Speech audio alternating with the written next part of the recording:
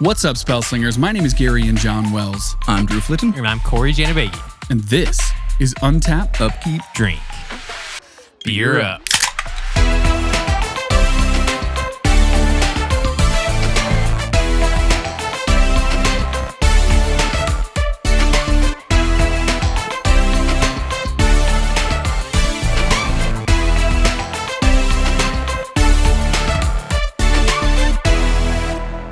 Welcome back, guys. My name is Garion John Wells. I'm joined, as always, with Drew Flitton and Cory Janibagian.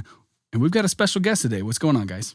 What's up, guys? We're back with a new episode. Today, we're going to be talking about new perspectives, what it's like to be a new player. And with that in mind, Cory, you brought a guest on. Yeah, so I brought my friend Terence. Your young Padawan. My young Padawan, as it were, who's quickly surpassing the master. Oh, God, yeah. He is one of my best friends, and he's been playing for a couple months now, but he's immediately as good as all of us. Significantly better than I ever was. He's a quick learner, and even though he's only been playing for a month or a couple months, he's made some decks, he's gone to some pre-releases, and so we're just here to ask him about it and see if he has any questions, stuff he wishes he knew when he was starting out, stuff like that. It's been a while since any of us have, been a beginner player. So it's nice to get a new perspective in and figure out really what it's like to be that player. All right, so we got Terence over here. What's up? How you doing? My name's Terence. Been playing Magic for about 5 months or so. Yeah, I started teaching him. It was right after Christmas. We had a bunch of downtime. We were wondering about that before the show, when exactly it was. No, it was actually before Christmas. It was like 2 weeks before Christmas. Okay. It's all a blur. Yeah. Significantly better than I was for the first 3 Significantly years better of than Magic. all of us Yeah. in our first year. Well, before we get into the details, let's crack some beers. Let's get to And them enjoy beers. Forget Terrence. Let's get to the good stuff. So I'm going to go ahead and have you open mine first here, if you would. Today, I'm going to be drinking the Founders Porter. Brewed for us. Brewed says for the us, cap. right under the cap. Yep. So the descriptor right on the front, And me. dark, rich, and sexy. All the things I wish I was. Same. Holy shit, it really is dark. Oh. Dude. The head is brown. That's a pretty fucking beer. It doesn't look healthy though. That's some What are you talking chocolate. about? That looks delicious. It looks good. It doesn't look healthy. 850 Coffee right calories, yeah. Good, bad, okay. It's really good. I'm pretty sure Drew's going to dig it. I'll be the judge of that. Which one's that one? It's got that little dark bitter of coffee. Super sweet. Very malty. Just A little kind of bit salty. Yo, hand it over. Sorry, it's good. It's tasty. Pass it around. Okay, what's the brewery? Founders. Founders. Have we had anything from them Yes, before? I believe we've had one beer from Founders. I believe Garion actually brought it, and I think that was the episode that Gary and I traded beers. Oh, God, that was a weird episode. That was a good fucking beer. It was a We weird episode. we but both it was knew good. what we wanted, and we both found out we didn't. We traded them off. But that is a nice beer. Kind of got this roasted malt, just super strong, roasted, kind of almost smoky. Got a nice chocolatey vibe to it. It definitely has, I don't know if it's quite coffee-esque, but there's a bitterness to it for sure. I definitely taste a lot of coffee and a lot of chocolate. Are you picking up the slight, saltiness? I'm not getting any saltiness, but this is a really, really mellow dark beer. Yeah. Real Like, it's- smooth. Yeah, Yeah, it's it's- incredibly smooth. Yeah. Terrence, you're probably going to hate it. Yeah. To kind of reiterate what Cory was talking there, Terrence, you're not exactly a beer guy. No, I'm not. I don't like it at That all. face, though. In fact, the first thing I ever saw you two drinking when I met Terrence the first time was just tequila and lime juice. Just straight It's- out the... Great. I don't think it was. I think it was just rum. It was probably me drinking tequila. Yeah. And everyone else judging me. All right. Cory, we just cracked open a beer for Terrence here. Terrence, go for it. That one isn't bad. I like that. It starts off sweet and then it gets bitter and then it just goes away. It's not bad. Probably one of the best ones you've given me. Would you drink that Oh yeah. on its own? Oh yeah. 100%. Okay, that's a pretty good sign. Nice and Someone who cold. doesn't like beer. It's a 24-karat golden ale from Two Row Brewing. Cheers to your booty. Raise a glass and set sail to find your treasure, whether it be riches, adventure, health, or happiness. Cheers to finding it. I was told there was a pirate beer. Now I understand the Hell reference. yeah. There's the pirate I only beer. drink pirate rum and pirate beer. What's the ABV on that? I'm looking at Garion's here. I've got 6.5% on the porter. 5.7. Oh, that's pretty high for a golden ale, Okay, I'm going in. especially in this area. It's pretty good. How's that booty? It's a little hoppy. which is what that bitterness. I was Terrence going to say, when talking he said about. bitter, I wondered. Yeah, and it is pretty sweet. He's right. There's like a really just kind of like faint sweetness to it that kind of gets stronger even as the hops comes in. Yeah. Got a nice kind of mix between the two, but the hops is definitely what you finish with. Oh yeah. And actually, it's one of those beers that like feels like it dries my mouth out a little bit. It's not like weird. that like refreshing that I'd expect out of a more hoppy beer, but Yeah, it's weird. It's got the bitterness of the hops, but not like the crispness of the hops. You know what I mean? And it's a nice golden yellow color. it's a pretty beer. It's good. I don't mind it. It's definitely sipping beer, sipping summer beer. Okay, Drew, you're drinking Beer one 3. that I was eyeballing and I picked out for either you or me, and it sounds delightful. Yeah, this is the Lagunitas Supercluster Ale. It sounds fucking phenomenal. The Lagunitas? Yeah, exactly. Lagunas? Dude, oh, I can smell this one. Is it citrusy? Because I think it's Citra hopped ale. I think that's that is what a it says. fucking good description because it smells like a nice citrusy piney hop. Like they weren't holding back with this one. Oh hell yeah! Super Cluster is a citra hopped mega ale of galactic proportions. Mega ale. We're gonna skip Gary with this one. And Oh, we're just gonna hand fuck. it straight Everything to Cory. we've learned about making hop forward beer, pale, cold, alcoholic, and bitter. Call us sometime. Yeah, it's all of those things. But again, there's kind of a nice mellowness to the hops that's not like punch you in the face, but that bitterness is shit. certainly there. That's a lie. I It's took really a hoppy. drag from the can, and that's the crisp hop that Yeah, you it get. certainly is. But it's just pine. You know what I mean? Just straight up leaf matter. That is what I want out of my hops. Though it's not super bitter. It's not like dry your mouth out, punch you in the fucking teeth. It's just It's flavor. Sean would It's love this all one. flavor. Oh yeah, Oh, yeah, that's definitely absolutely. a Sean beer. Yeah, that one's really good. yeah, I Cory, definitely don't like this one. we Yeah, might it's have to really trade because because of this the one you're bitterness. definitely enjoying that more than I am. But this is certainly a fucking good beer. I think me and Terrence are on the same page. I love the That's- smell of it though. too It much. smells so good. Yeah, and then That's how I was with coffee for a long time Yeah, too. it The definitely last tastes citrusy. Yeah. Like the lingering aftertaste. All I taste is Yeah. citrus right now. the last beer we have is an interesting beer. I got it because it's from Iron Horse Brewery, which is a brewery that makes Irish Death, which is actually one of my preferred Irish is one of stouts. my favorite. Yeah, it's a really good one.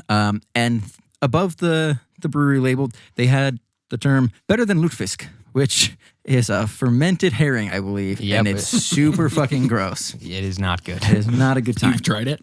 Once. That was more than enough. Which doesn't mean that the beer's going to be good, but the brewery's good. The phrase caught my eye. And Cory, give us a description. Okay, so it's from the extended family series, whatever that is, but it's a Norwegian farmhouse ale. So that's definitely something unique. It's called the Nordic Cousin, made with Kveik yeast, Kveik. I don't know what that means. And then the little Probably tagline quick. underneath it is "You're welcome." Going in. Ooh, that was nice. It's got a really like classic looking can. Okay, here we go. Hop forward. I don't even know how to really describe it. Ooh, that's a weird nose to it. It definitely smells weird. There's kind of got a weird taste going on at the beginning, but then it definitely mellows out. It's not really weedy. I don't know. It's really good though, even though it's warm as hell. Yeah, that's a... It's weird. Huh. The smell and the taste are vastly different. Okay, here's the description. Better than lutefisk. This beer is like the relative you've heard stories about but didn't believe existed until she showed up on your doorstep speaking a foreign language. Built on one of Norway's oldest yeasts, Kveik, apparently that's what it is, this ale has moderate haziness with a light fruity and pine hop character. It finishes relatively dry but is balanced due to the oats, Pilsen, and good old two-row malt. Legend has it the Kveik yeast was passed down from family to family in the form of dried cakes. We were confused and thought dried cakes meant this delicious beer. Well, I'm pretty confused too. Yeah. It's like it's a- not bad at it's all. A It's just baffling beer. just trying to like name any one specific flavor is kind of hard. Yeah, because I've never had a farmhouse ale. I don't know if that's a category. It tastes of ale. kind of fruity to me for sure. I've Yeah, never had there's- Norwegian beer, so I don't know. This is I think this is a you need to go try this type of beer. Like Yeah. if you like Belgian ales, that kind of style, this is kind of like a more neutral version of that with a little bit more hoppy characteristics to it. Yeah, and this one's just a Norwegian farmhouse ale, so it's definitely going to be a lot milder than that. But yeah, it's the Nordic Cousin from Iron Horse Brewery. Do you have any Any opinions thoughts? on it? I don't like it at You all. don't like it? Okay. Ooh. Yeah. It's Fair. weird. Yeah, It it's is definitely not your straightforward like you know what you're getting when you grab that. And that's why I grabbed that one, because I knew the brewery and I knew that I liked some of the other stuff they did. Yeah. And I figured this would be one that Cory would like, because he does like a little more funky stuff. And I figured it'd probably be leaning on that side. But I did not expect that beer to come out of that can. Oh, yeah. I do like the haziness to it. You can definitely like taste the hops in it. It's definitely like an unfiltered beer, and you can kind of have that texture to it. Yeah. All right, now that we all have our beers, let's get into our main topic here. We're going to ask some generalized questions for the new player, Terrence, here. First one we have is, what is your background, if you care to share? My background, professional Smite player, professional dancer. No big deal. What the fuck? No big deal. I Just throws it around as if it doesn't fucking... graduated high school with my associate's degree in engineering. That's about it. So noticing a pattern, a smart guy in general. Very hardworking, motivated. He has a gaming background, Right. right? So a game like this is going to be something that he's going to be able to pick up fairly quickly, and clearly he has. Yeah. So that's going to be kind of evident. This is an interview with someone who's played the game for 5 months, but it's going to sound like somebody who's, played the game for a couple of years, kind of has gotten into it. He's as entrenched as we all are. Yeah. At this point. But you still have those new player experiences, Yeah, I haven't known Terrence for super long, but one thing I've figured out is as soon as he finds something to get into, he gets into it. Like, he studies everything. Get in there. All right. So speaking of that, how did you get into Magic? We all can just make the assumption that we can blame Cory. Hey. Oh, yeah. I think for the first 6 months that I knew you, anytime you sent me a picture of you playing Magic, I would always call you the biggest nerd ever. And then he's a professional video game player. And then 6 months down the road, I was like, oh, you know what? Magic is actually pretty cool. So what was your first format? Commander. That's a rough one to start. Oh, yeah, it was awful. What He were you hated it. thinking, Cory? That's what we played. That's and true. because we didn't have our modern decks because they were stuck back at my parents' house. And Sean was gonna buy those beginner decks, whatever, the 1v1 Kingdom. decks, but they weren't out yet. Right. And so I was just like, Terrence, This is what we have available. you're gonna fucking hate it. And there's gonna be a million cards and you won't know what's going on. But let's play some Magic. All right, so I guess it's kind of hard to say what was your first deck here, but we'll get into that in a second. Seeing as how you did start with EDH, have you found that there is a more beginner-friendly format? I mean, judging from the fact that I haven't played many other formats besides, I guess, which is the other one? Standard, I guess? You played Sealed. Sealed because that's pre-release, Okay. which I think it's technically standard.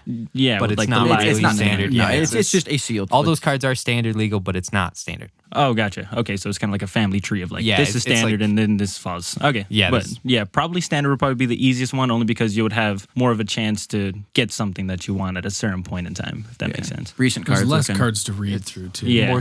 A lot more straightforward deck building with those decks, I feel. And then plus it would only be like you versus one other person, not wondering what everybody else is doing on the Yeah, board. that is a really good Yeah, point. that's fair. 1v1 formats are a lot easier. Or- So when you streamlined. started playing Commander, obviously you were just playing Cory and Sean's decks, right? Yeah. What was the first deck you ran? I think, wasn't it Cranko? oh, yeah. Yeah. it Crank was- down. All right.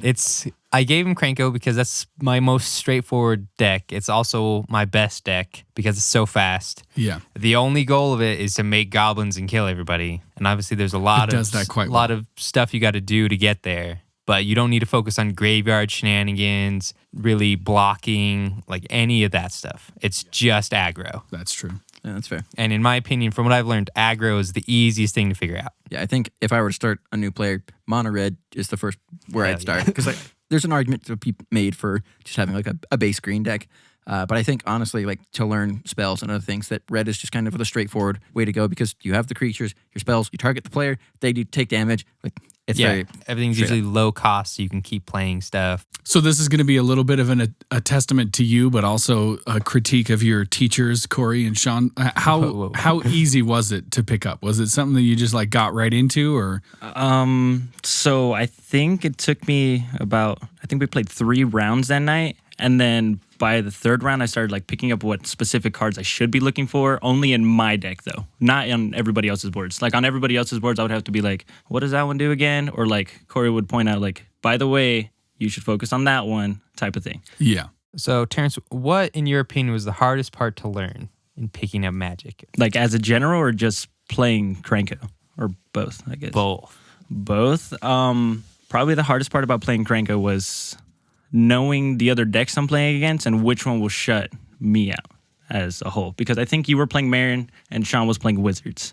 So it was either that I get comboed off on turn 4 or I have no creatures on the board at all. And then I began to notice that if you don't kill the combo player, you will probably lose. But then if I left you alone, as long as I duplicated enough goblins, then I didn't really have to worry about you. Oh, yeah. And then probably the hardest thing to learn in general, probably just the stack and when to use a certain card. Was there a certain technique or, like speech or something that finally got to you, like how to figure out the stack, or was it just playing and playing and playing and it finally seeped in? It was more playing and playing because I think we had one specific game where there was when it was just the three of us, and then the stack got up to maybe about 6 cards, but then it would just be like counterspell into something else, into another counterspell, into something countering that counterspell, and then it'll kind of like all reverse backwards. But then that was at the point in time when I was like probably my second game in, and I didn't even know what was happening, so I didn't even like bother doing anything at all. So it's more of a sense of like I played for a while, and then I actually sat down with Sean. I'm like, so how does it actually work? And then it's like you just put it up and then you just go in reverse. And then I was like, okay, so it's not that complicated. Yeah.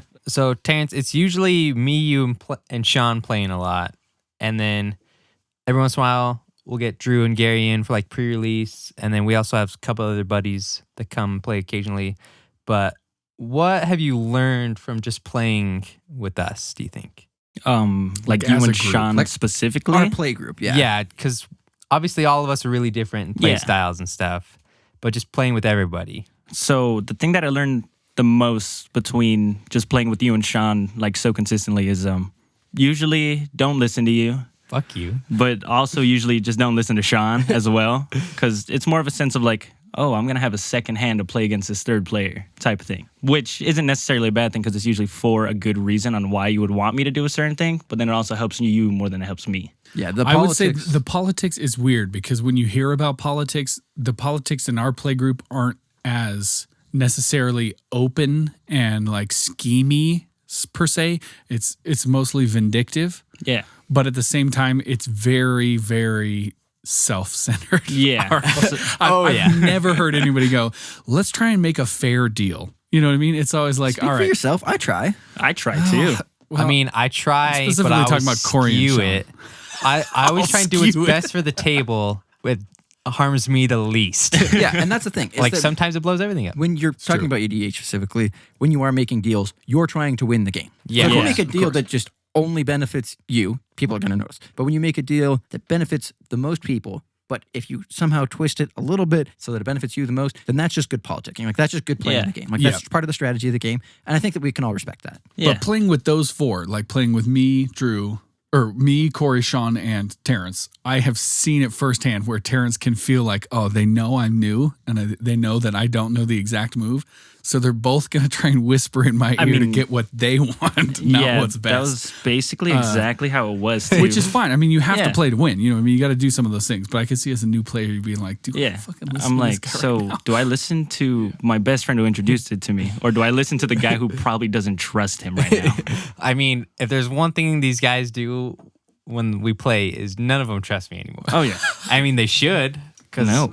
we all go into the game trying to win. True. And like, I'm not going to lie to you, but you should always know There's a small bit of truth omitted. Yeah. that everybody's level of threat assessment is different. True. And I just try and I'm very vocal about that. Yeah, I Cory guess. definitely is the most vocal about his politics. I'm Yeah. more like, I don't want to say like manipulative, but like I make suggestions that are obviously going to benefit me, but that are so obvious that they're going to benefit you that you are going to like want to make that move. You also make very, very literal deals, and I hate it. Yeah, I Like make that one straight up time deals. Where like I think it was right after my draw step. I promised. You just told me this story. Yeah, I made a deal with you to like not blow something up until my next turn or something like So that. what it and was is that I was playing my Nekusar deck. Yeah.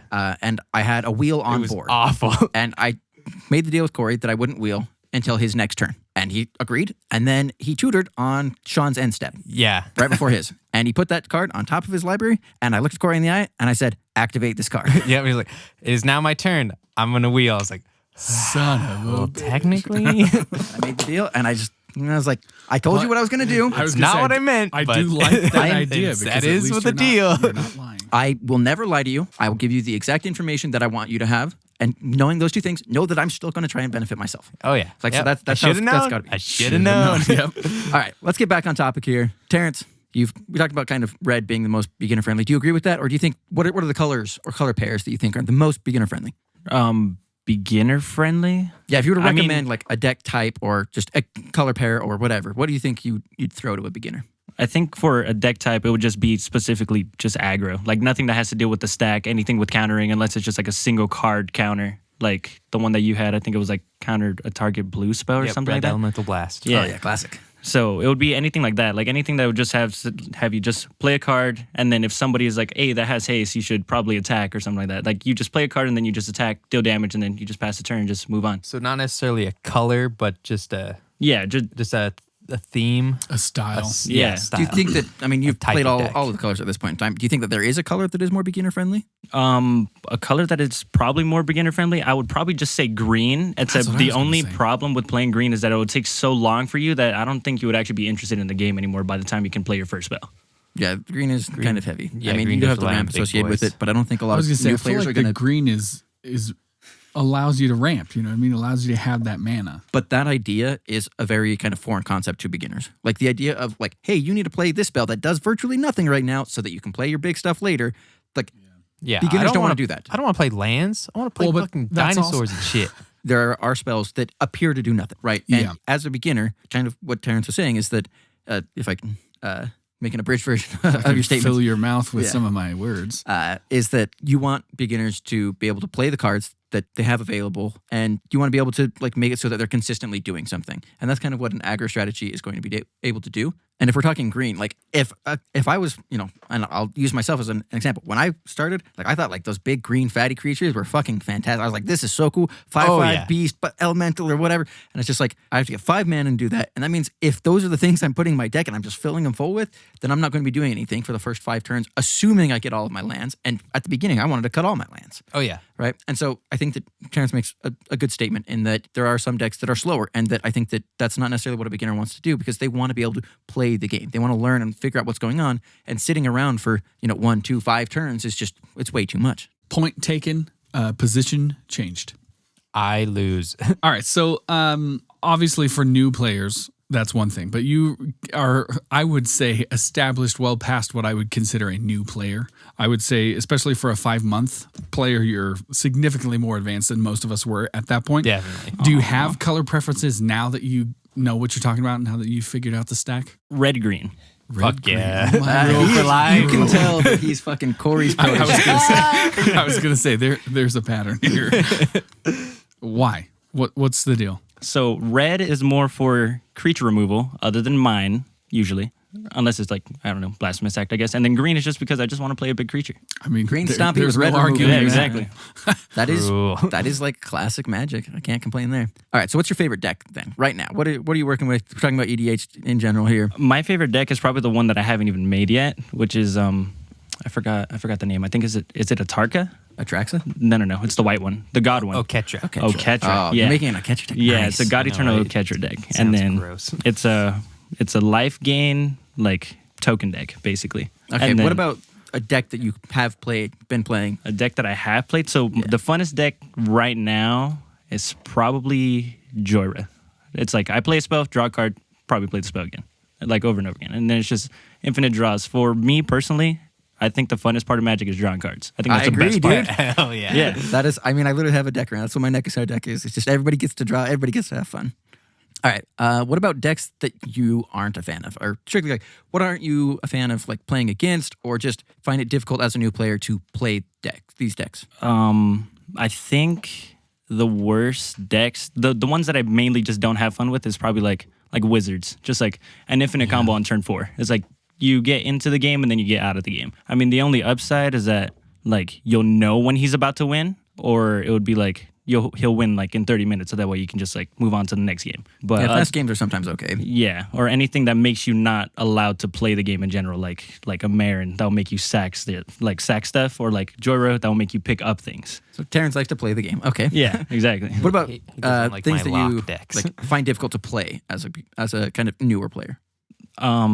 Probably just anything blue, because it more revolves about like not about like what you're doing mainly, but what about the other person's doing and how you want to counter it and which thing to counter. Because it's like, is the first one a bait, or is this actually the card that he wants to put down right now? So it's just kind of control Magic in general. Exactly. Yeah, and I think we can all agree that control Magic is sort of the the hardest Magic to learn because you need to learn not only what's in your deck, but what's in their deck. And just Timing. establishing the timing and the threat of activation on certain things is obviously important. And just kind of figuring out what, as you said, is like the right threat at the right time. Like, do you counter it now? Is that the thing that is going to cost you the game? Or and you have to learn how to budget your mana differently because you have to hold shit up. Yeah, you leave a There's lot of mana open. You have to pass the turn. It's a lot more passive playing. Yeah, I feel Which like is that's why I the don't opposite like end. blue. I think that's at the opposite end of the spectrum as far as aggro to control. Like those are kind of the opposite ends. And I'd agree. I think that's stick to aggro if you're new and move into control if you want that's something kind more. of an archetype that none of us really lean towards. Like we have some control-y decks. Sean's Wizard Infinite Combo deck is obviously the most control-y that we have, but I don't But know even if I that control play in a lot EDH. of really control decks. Even even the Wizards deck, it's controlling the state of the board towards him, not necessarily He's basically locking everybody out counter of the game. spells, board wipes, and anything that blows his shit up, and then he just combos. Yeah, just leave me alone long enough for me to win. Here's my favorite question that we're going to ask you because I'm having the same problem. Like I haven't built decks in a long time. I've just gotten back into, building some commander decks. So I want to know, A, how do you build decks? Are you influenced by Cory and Sean? Do you net deck? Do you just throw cards together and see what happens? And B, have you built any decks all by yourself? Yeah, I built like the mono white one. I built that one by myself, and then so it used to be more of Actually, I don't think you influenced me at all. You kind of gave me like guidelines, like this is what you should have. This is kind of like the idea of what you should have, but of course, it's not going to follow like the exact. I just gave him the general rules, like you need ramp, card draw, removal, and board wipe. Yeah, and then synergy. So do you do a lot of the EDH rec stuff where you find a commander and kind of see what people are doing, or do you just go right in and start finding cards? So it's a little bit of both. Like because you said at the beginning of this, like I went back and read like every single card that came out up to date. So it's more of a sense of like I do have like a little bit of knowledge of like what are good cards, and then I have a lot of knowledge of what are bad cards in a color. Yeah, like There's a lot of it. like Wish that I never read type thing. But it's more of a sense of like if you do use like the EDH rec, it's kind of like those are like you'll see the most common cards only because like those are probably the best cards at that time. Like for that specific color. So it's kind of like, oh, if everybody else is playing it, then why shouldn't I? Type thing. Yeah, you have to kind of like logic into why not to play certain things rather than why to play, because why to play is very obvious, I think, on EDH Rec especially, and kind of like making the argument for what is better than that card is kind of where you have to go from there. And just for people out there who may not know, when we're talking about neck decking, we're talking about a very specific style of building a deck where you go online and you're looking at specific lists that other people have made, and you're building your deck based on those lists rather than just like going on to Gather and just like looking at all of the history of Magic and looking at the cards and then building your deck from there. Yeah, I would consider that not neck decking. Building your deck online on the net is different from net decking. Right. Yeah, like I think EDH Rec is the one we use the most. Just Very commander centric. Yeah, just seeing what cards everybody else are using, and then we say, I like that card, or why are you running that card? Just kind of well, and they provide a lot of statistics. Different opinions. Yeah. So another thing I'd like to know, because I'm kind of, in this bubble of this play group as well, how do you think this specific play group playing with these same, 3, 4, 5 people over and over has shaped the way you build and the way you play? And do you think if you had been brought up in this world in a different circumstance, do you think you would build and play differently, or do you think you build and play more towards what you like and less what you were influenced by? Well, for the last part of the question, it's more of a sense of like I built how I want, like with a little bit of like I guess you could call it like fun in there. Mm-hmm. But at the same time, it's kind of like now more than ever. I remember in the beginning, they used to talk about like, no, I don't want a combo deck type thing. But then now mostly everybody's running into combo decks. And it's not necessarily a bad thing because there's still decks that we don't have that are combos. But it's more of a sense of like, if you want to win, you'll play that specific one type of thing. So it's kind of like if you just want the feeling, even though it's kind of like undermining because you kind of, I don't know, I don't want to say cheated is the wrong word. Cheated is definitely the wrong word for it. But it's more of a sense of like a guaranteed win type thing. If you already know it. It's just a more competitive deck. Exactly. I was going to say, coming from the old school Magic, I know exactly what you feel, because it's more like especially with the Wizards deck, it's kind of like I don't care what anybody does. If I can get to my cards, I win. Yeah, so I get that. And I think because we never used to play combo decks or anything like that. And then Sean and I started building combos into our decks, which impacted you guys to make better decks. And then Terrence just walked into all this stuff. Yeah. He's like, combo decks are fine. Like, you guys got combo decks. I want combo decks. Like, I want to win on turn 5. And But do you think just, coming into that world shaped the way that you build and play, or do you think you would be that way pretty much no matter what? I mean, I probably wouldn't be that way, only because like when even now, whenever I try to like combo off, like I don't have fun with it, especially if it's like a Vannifar one. So it's kind of like I'll just like kind of ladder my way up into an infinite combo like type of thing. So it's kind of like as soon as Vannifar hits the board and a 2-drop comes out and I have a haste outlet, then I win the game. Like that's it.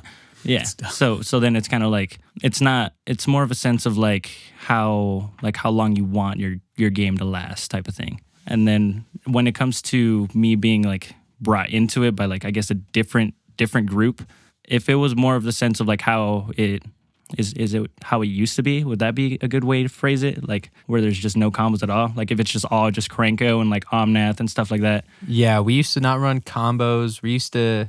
I mean, Krenko was one of the first things that started to shift the play group. I think, because And it was one of I those think things that could Marin happen did so too. fast. Yeah, I think coming from like what was our previous play group, where it was you, me, Sean, and a couple of the other guys from Idaho, when we played, we kind of had to outrule certain decks. Yeah. One, because some of them were just too slow, and the other because some of the decks were too fast and the games weren't going to be fun. They weren't going to be competitive.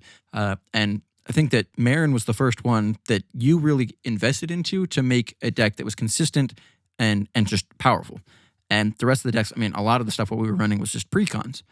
So it just, the power level was just vastly different. As soon as Marin hit the board, everyone understood this was the threat, this is what we have to do. And it became kind of an arch enemy game, which I think at the same time can be very fun if you understand that that's how the game is going to be played. But when it comes in and it's just a bunch of decks and then all of a sudden it's just like, oh, hey, guess what? You're the target. You didn't know that, but oh well, you lose. Yeah, And that's where it starts to be not fun. we played a lot of really budget Magic. Like, nobody wanted to spend even $10 on a deck, let alone $10 on a card. And I think I put like $25 in my Marin deck, and it was just the best deck we had. And so I just couldn't play it because nobody even stood a chance because everyone else was playing precons. None of us, we didn't play very regularly. None of us really took it seriously. We were still just having fun, just hanging out. Yeah, I think a lot of it was that we were all at university basically. Yeah. So anytime we got together, we'd play Magic, and if anyone had upgraded their deck and everyone else hadn't, It was then very apparent. all of a sudden, there's Yeah. this very apparent difference in power level, especially if that person happens to get the cards. And Cory seemed to always be able to get his new cards for whatever reason. Yeah. And it just showed the difference in the power level of the decks. And so Marin was kind of like the stoplight, as it were. Like, Yeah. you have to be able to get past this point in order to continue playing with this play group. Yeah. Do you and- think, and maybe this is a question for Terrence, but do you think coming into the group at that point when the shift was going massive, I wouldn't say competitive. I don't think any of us have like a CEDH deck, but massively more competitive than we ever were. Do you think coming into our play group at that point is what helped you get so good so quickly because you knew what level you had to get to? Do you feel that at all? I want to say yes, but I also want to say no, only because of the sense of like when you first start, you don't know what competitive EDH is. Yeah. You don't know what decks will do and stuff like that. You don't know if somebody will have something. Like the only people that will know that is the person playing it or the person that's been playing against that person for a very long time. I want to lean more towards the no side, but at the same time, it is a good thing only because like since it is more towards like I guess like an upside, like it's still under CEDH, but like it's not like that far under at the same time. So it kind of like I feel like it boosted me like more. So I guess that's why you could say that I learned like faster than you guys, only because like you guys are at a farther point and I picked up at your guys' point Right. instead of where you guys were. Yeah, not necessarily Yeah. just because it's competitive, but because you see the level of the decks that are being played at. Because, when you start out with janky decks, you kind of see like an inconsistency. And so you have a lower bar than, when you run against Krenko. If you watch fucking Cory play 4 games with Krenko, you go, okay, that's what I have to beat. I know what to look out for. Yeah. If he plays that, I've got 2 turns. Yeah, it's really gotten to the point where like if Krenko and Wizards are on the board at the same time, it's hard to decide like who do I waste all my Yeah. removal on because So you have to Wizards. pick one of them. Yeah. So Yeah. whenever Leave the goblins we would alone. all play together, like we all played our combo decks, and then so That there was is blue in Vannifar, and then so the only time I ever left, so I always kept the hands with the most blue in it, only so that way I could counter spells. Except it was specifically Krenko and Sean's tutor for Mind Over Matter, only because those were like basically the win cons of the whole deck. All right. So we are, a nice Magic the Gathering podcast, I'd like to think. Do you look at anyone else's Magic content creators, whatever? Do you spending time on the net looking at that? Yeah. So the one that I think it's the one that you and Sean watch a lot. It's the commander based one, not Commander Versus. The other one, Command Zone. Command Zone. Shout out to Command Zone. Command Zone. So I think that was actually the first podcast. No, it was the second podcast, but it was the first one I started to watch religiously for a while. Same. And I think that's went through and went on the backlog and just watched from episode 1 to episode 100. When I think started that's the one that kind of got us all really in. Yeah. So just got it. Shouts out to you, Josh. Thinking about it. Yeah. I think so. I never watched any of their actual. I don't want to say actual podcasts. Yeah, their actual podcasting where they would talk about the pre-release or anything like that. I would just mainly watch the gameplay, the game nights. Yeah, and then I would rewatch it over and over content. again. I would watch it once, and I'll be like, okay, it was a good episode, but it's more of a sense of listening to a song for a second time. That's when you finally focus on it, finally listen to it and stuff like that. So when I watched it for the second, the third time, and then I'm like, so that's why he did this at this specific point for that specific thing. So do you feel like you spend most of your time watching Magic content for learning or for entertainment? Both. So yeah, so always the first time around, it's always just for entertainment, only because it's usually always good. And then for the second time around, it's always a good learning experience because these guys are way above where I'm at, 100%. They have really high standards. Yeah, I was going to say, if we're talking about yeah. game night specifically, that is such a well-produced piece of content exactly. that, I agree. You look at it, and for me, I watch it for entertainment purposes, and I generally don't go back and watch through. Whereas, there are other episodes when I was first learning EDH, I would go through and listen to it 1 or 2 times while I was slicing brains in the lab or whatever else I was doing. And, you listen to it the first time, and it's okay, this is what they said. Yeah. Okay, listen to it again. This is why they said what they said and how it applies to me. And I really vibe with that. Yeah, they're really good teachers, and I think it helped all of us tremendously. Absolutely. Just as a podcast, I think that they inspired us to start what we're doing now. They are kind of the reason we're here. Yeah. When you guys want to be featured on our podcast. We've got beers for you guys. The last question I have for just general Magic questions is precons or nah? So I'm going to jump in here because I've told Terrence about the precons. Ooh. And I basically described it as Commander Christmas because every year some new shit comes out that everyone wants to look at. Everyone wants to start taking apart and building decks and improving and stuff. And so, but he hasn't actually been playing long enough for a precon to come out. Ooh, that's true. And so he's never been around when everybody's just running precons, just figuring out the weird shenanigans. But Terrence, you've bought the Traxa precon? Yeah.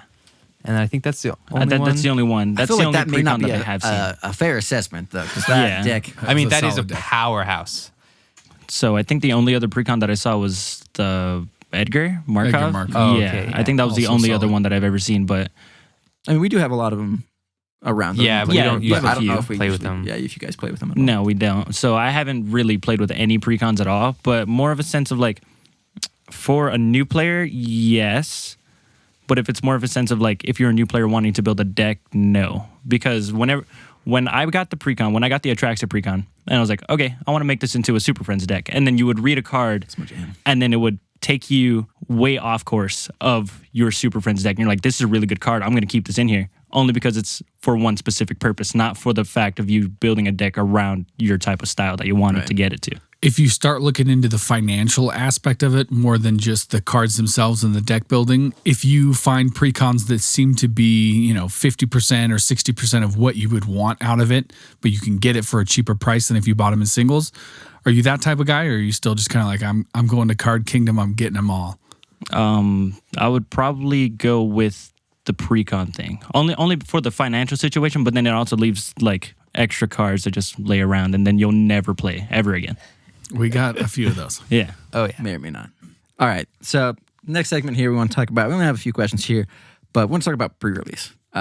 You've done 2 with us, right? Which the first one we kind of pushed you off in the deep end, and then I tried to be Tried the to buoy reel for you back in. You tried to be my mother bear. Yeah. Unfortunately, I feel like I overstepped what I should have done there. I feel like I kind of helped you more than what I should have, just to let you experience the whole thing. I feel like I helped you too much in your deck building, and that really didn't kind of let you be your own player. I mean, yes and no. Only because when it came to the pre-release, I didn't know what kind of player I was, type of thing. If you're gonna say how I wanted to play, Right. But it's kind of like when you go to a pre-release, you don't really have a say because it's kind of like whatever's the most colors that you have, that's usually the ones that you are going to run. So it's more like because you helped me build the deck or you basically built it for me, that's what I did for the second one. That's it. And then I followed those specific guidelines and I was like, okay. And then I even asked you guys, like when I was there, I was like, so how many lands do you guys run? And I was like, okay, so I need this, like this much cards, this much lands. Yeah. And to be fair, the first one, and the reason why I feel like I overstepped my bounds is because the first one you played was Ravnica Allegiance. We had Orzhov, which is just my jam. And so I was like super stoked just to look at your cards. Like have my own, just like, this is a second deck. You should play this and give me that. Yeah. I mean, like, yeah, you pulled Teysa, and I was just like, so after this, I want this card. But yeah, so the second one we had was War of the Sparks, the most recent pre-release we all went to. What did you play? How did you do? Like, what was just how was it? How was the experience? I forgot what colors I ran. I think I ran, it was black-red, wasn't it? I thought it was blue-black, but yeah, black-red. And then, so the only reason why I did it was only because of Liliana and Krenko. So that's the only reason why I ever did it. Yeah, I wanted to do Yeah, blue-black. some money. But other than that, because I did it that way, like it made me have fun. But at the same time, like because those cards were specifically powerful, that it actually just won me games at the same time. Yeah.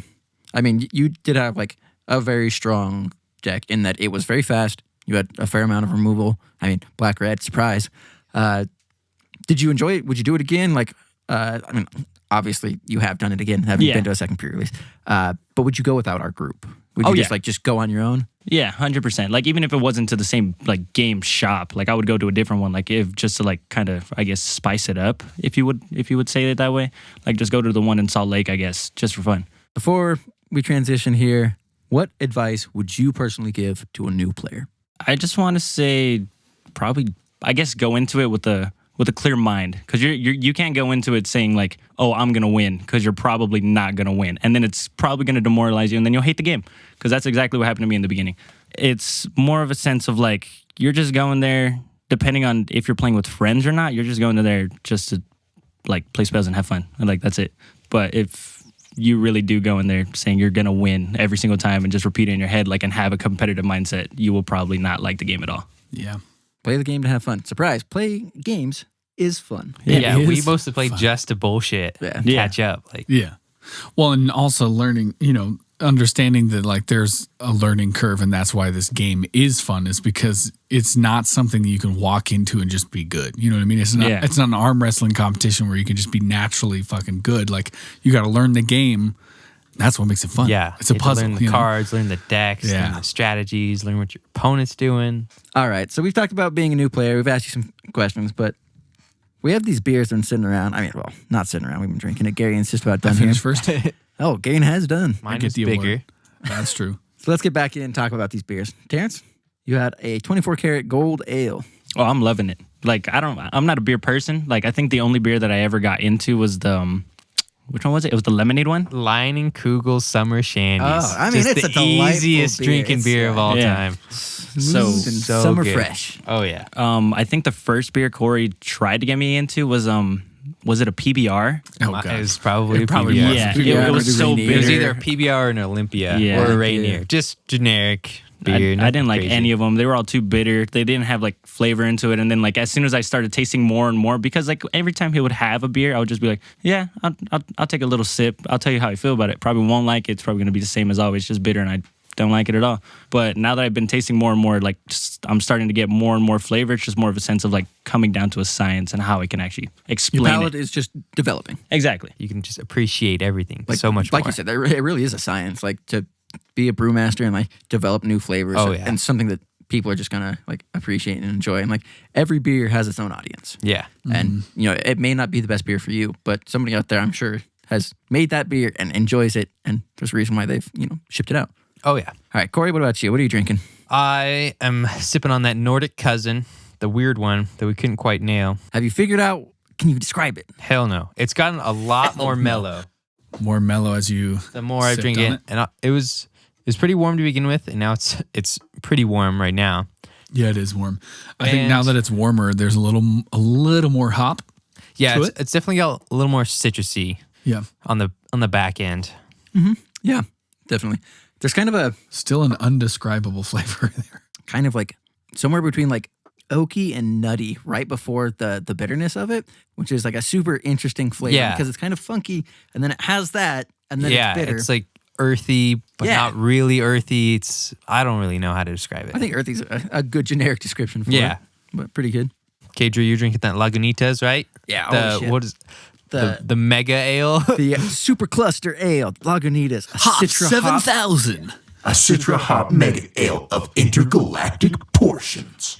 Yeah, they're really trying to sell it on this one, but I feel like they should just let the beer think speak for itself. I was going to say they nailed the mark. I think it's hoppy as fuck. Oh yeah. I don't think it's as like hopped up as what I think they're trying to they describe. say But it was a Citra ale. Citra hopped Citra mega hopped. ale. I think that's Yeah, I think that the that's pretty citrus notes apt. really come through. But I just think If that you like hops, it is very crisp and refreshing. oh yeah, it is like a nice. This is what, like I said, like what I want out of a hoppy beer. It's crisp, it's refreshing. It's got these citrusy notes that got a lot kind of blend out. flavor. It's just a very flavorful and aromatic beer. Like the smell on it is very pleasant. yeah. And Garion, you got Founders. First things first, the the card label. art. Yeah, the card art here. The label here, it looks like Cory was saying earlier, kind of looks like it fit into my Markov deck. It looks like kind of like a vampire, aristocrats kind of. It's got a nice upper class lady. Yeah. Looks very dark.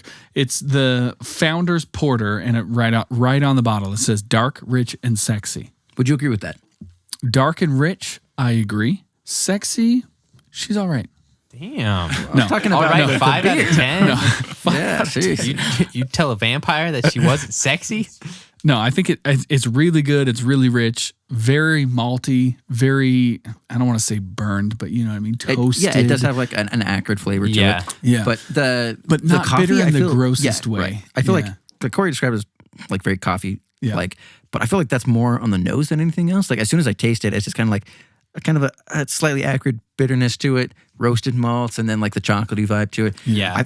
I like how it finishes too. Like Yeah. lightly sweet, just a little hint of bitterness to it, but like kind of like a darker chocolate kind of. Yeah, it was a lot more chocolatey. Like it was a big punch of chocolate and then it sort of smooths into a coffee taste, at least for me. Yeah, it's like that sugary taste, that real smooth sugary taste that you get from those darker beers. And then my big thing is when I get into the more stouty area of beers is that they're sometimes too bitter, but I didn't think it was. I thought it was Yeah. just enough. Another thing that usually with dark beers, they're really, really thick. Yeah. And you kind This of one have to was nice and choke them smooth. down. But yeah, this one's so smooth. Yeah, it was great. Instead of drinking like chocolate milk. It's and just it's only like what, 6%? 6.5? 6.5%. That's probably why.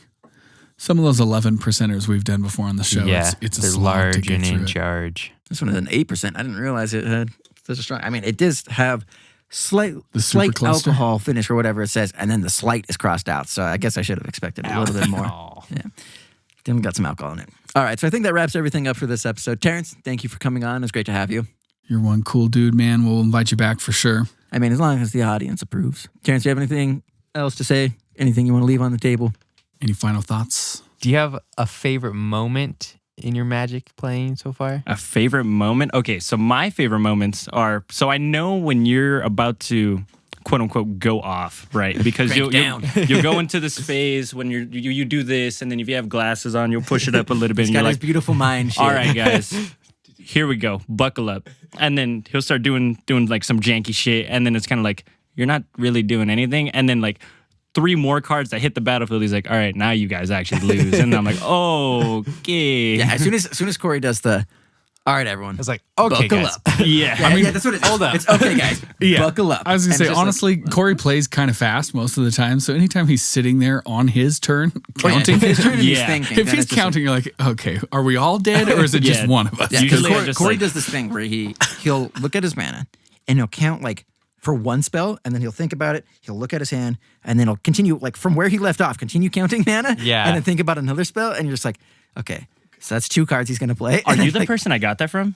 Probably. I try because and now- order things yeah. and set things aside. Because and- I'll It's- literally it's put a card super tell, face but- down with like that specific Yeah, mana on I that definitely spot. do that. Okay, But as I long as should people stop don't it, have but- mana open, it doesn't matter. Yeah, You know? that's why I was like, do Yep. the Or the triple like, check. yeah. It's like, okay, game on. Yeah. Here we go. Or it's like the thing that I told you about it at work, and I was like, I thought about this one time when it's whenever Sean plays Magic, he's like, he's like, should I? Yeah, I'm gonna do it. All right, guys, here we go. But other than that, I think that's about it. Or the time they made 100 goblins and shot us off. All right, guys. So as always, if you're hanging out, drinking with us, make sure that you're responsible. No underage drinking. Don't be drinking and driving. Stay responsible here. We don't want you guys to have fun. We want you to be safe. Yeah, thanks for visiting. Thanks for listening to us spatter on. As always, Have fun. But not too much.